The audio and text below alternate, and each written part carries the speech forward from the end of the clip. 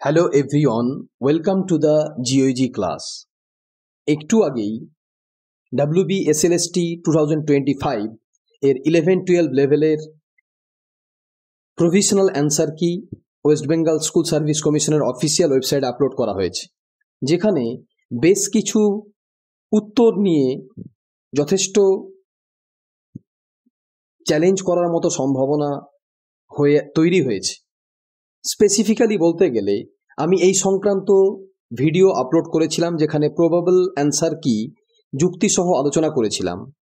তার সাথে যে সমস্ত উত্তর মিলছে না তার প্রত্যেকটাই চ্যালেঞ্জ করা যাবে। আর একবার সেই ভিডিওটা আপনারা দেখে নিতে পারেন, সেটা জিওজি ক্লাসের ইউটিউব চ্যানেলে দেওয়া আছে, আবার ফেসবুক পেজেও দেওয়া আছে। তো এবার যে সমস্ত প্রশ্ন নিয়ে চ্যালেঞ্জ করা যাবে সেগুলো নিয়ে জাস্ট আলোচনা করছি। প্রমাণ সহ ভিডিও খুব দ্রুত আপলোড করব। যেমন প্রথমেই, কে প্রথম ইকোলজি শব্দটি প্রবর্তন করেন?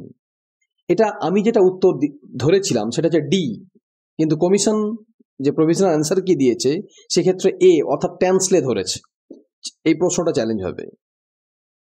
ভারতের সর্বপ্রথম জাতীয় উদ্যান বর্তমানে কি নামে পরিচিত? আমি যেটা অ্যান্সার প্রবাবল অ্যান্সার কি দিয়েছিলাম সেখানে সি, জিম করবেট। কমিশন যেটা অ্যান্সার ধরেছে সেটা হচ্ছে বি, কানহা। এসপি চ্যাটার্জি ভারতবর্ষকে নিম্ন সংখ্যক মুখ্য ভূপ্রাকৃতিক অঞ্চলে বিভক্ত করেন। এটা আমি উত্তর ধরেছিলাম বি, কমিশন যে প্রভিশনাল অ্যান্সার কি দিয়েছে সেটা ডি, অর্থাৎ 10টি। নিম্নলিখিত প্রাণী প্রজাতিগুলির মধ্যে কোনটি বিপন্ন প্রজাতির অন্তর্গত?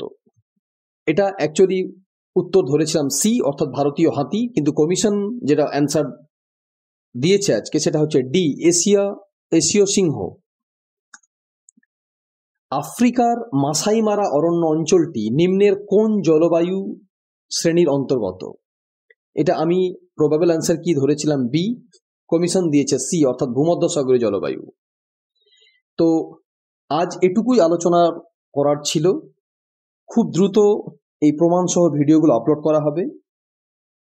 আজকের মতো এখানেই শেষ করছি। Thank you.